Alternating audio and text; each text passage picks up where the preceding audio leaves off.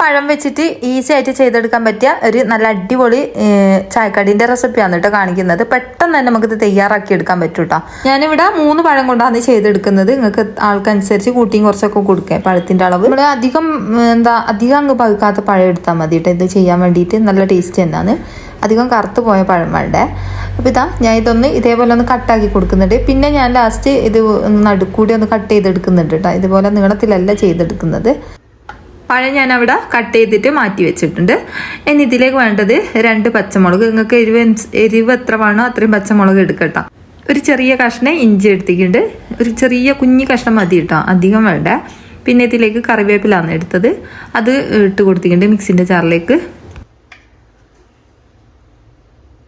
ഇതിലേക്ക് പാകത്തിനുള്ള ഉപ്പ് ചേർത്ത് കൊടുക്കാം. ഞാനിപ്പം കല്ലുപ്പാണ് എടുത്തത്, അപ്പോൾ അതും കൂടി ഇട്ട് കൊടുത്തിട്ടുണ്ട്. ഇതിലേക്ക് ഇനി ഒരു കോഴിമുട്ട പൊട്ടിച്ചൊഴിച്ച് കൊടുക്കാം. ഇതൊന്ന് നല്ലോണം തന്നെ അരച്ചെടുക്കാം. ഒരു പച്ചമുളകും അതുപോലെ തന്നെ കറിവേപ്പിലൊക്കെ ഒന്ന് നല്ലോണം തന്നെ അരഞ്ഞ് വന്നോട്ടെ. അപ്പോൾ നമ്മളിവിടെ അരച്ചെടുത്തിട്ടുണ്ട്. ഇനി നമുക്ക് വേണ്ടത് കോൺഫ്ലവർ ആണ്.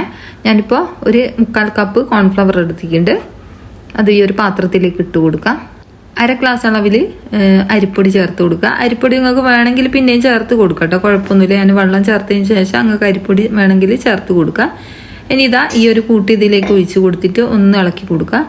എല്ലാ ഭാഗത്തും ഒന്ന് മിക്സാക്കി കൊടുക്കുക.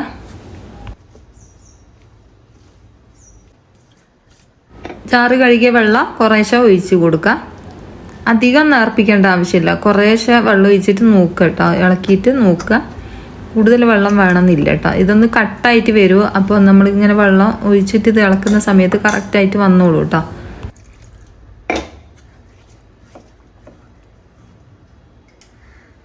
അപ്പോൾ ഇത് കലക്കി എടുത്ത് വെച്ചിട്ടുണ്ട്. ഇതിലേക്ക് ഞാൻ കുറച്ചൊരു നുള്ള അളവിൽ കസൂരി മേത്തി ചേർത്ത് കൊടുത്തിട്ടുണ്ട്.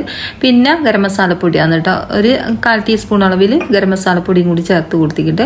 എന്നിട്ട് നല്ലോണം തന്നെ മിക്സാക്കി കൊടുക്കുക. നിങ്ങൾക്ക് ഇതിലും കുറച്ച് ടൈറ്റിലാണ് വേണ്ടതെന്ന് വെച്ചാൽ കുറച്ച് അരിപ്പൊടി ഇതിലേക്ക് ചേർത്ത് കൊടുത്താൽ മതി കേട്ടോ, അധികം ലൂസായി വന്നിട്ടുണ്ടെങ്കിൽ. അപ്പോൾ ഇത് പാകത്തിന് ഉപ്പൊക്കെ ഉണ്ടോ നോക്കുക. കുഞ്ഞു പീസാക്കിയിട്ട് മല്ലിയില ചേർത്ത് കൊടുത്തിട്ടുണ്ട് കേട്ടോ. എന്നിട്ട് അതും കൂടി ഇതിലേക്ക് ഇട്ടിട്ട് മിക്സാക്കി കൊടുത്തിട്ടുണ്ട്. ഈ ഒരു പരുവത്തിലാണ് നമുക്ക് വേണ്ടത്. ഇനി ഞാൻ ഇതിലേക്ക് 2 കഷ്ണം ചിക്കൻ വേവിച്ചത് നുറുക്കിയിട്ട് ഇട്ട് കൊടുക്കുന്നുണ്ട്. കുഞ്ഞു പീസാക്കിയിട്ട് ഇതിലേക്ക് ചേർത്ത് കൊടുക്കുന്നുണ്ട്. നമ്മളിപ്പോൾ കറിയിലെ പീസൊക്കെ ഉണ്ടെങ്കിലല്ലേ, അതിൽ നിന്ന് 2 കഷ്ണം എടുത്തിട്ട് ചേർത്ത് കൊടുത്താൽ മതി. എന്നിട്ട് നല്ലോണം തന്നെ മിക്സാക്കി കൊടുക്കുക. അധികം ഒന്നും വേണമെന്നില്ല കേട്ടോ, കുറച്ച് മാത്രം മതി ചിക്കൻ പീസ്. അപ്പോൾ നല്ലോണം മിക്സാക്കി കൊടുക്കുക.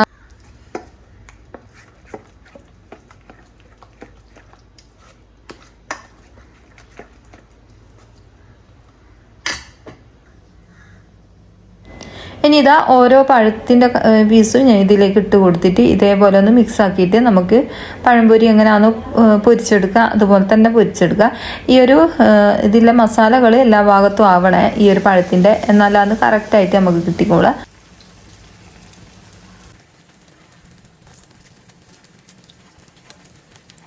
ശരിക്കും ഇത് ചൂടോടെ കഴിക്കണം കേട്ടോ, അത് പ്രത്യേക ടേസ്റ്റാണ് കേട്ടോ.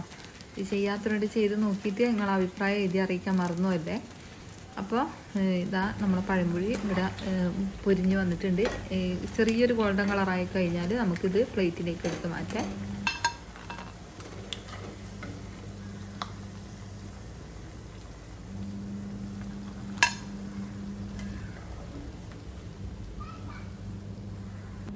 അപ്പം മുഴുവനായിട്ടും ഞാൻ ഇതേപോലെ ഫ്രൈ ചെയ്തെടുത്തിട്ടുണ്ട്.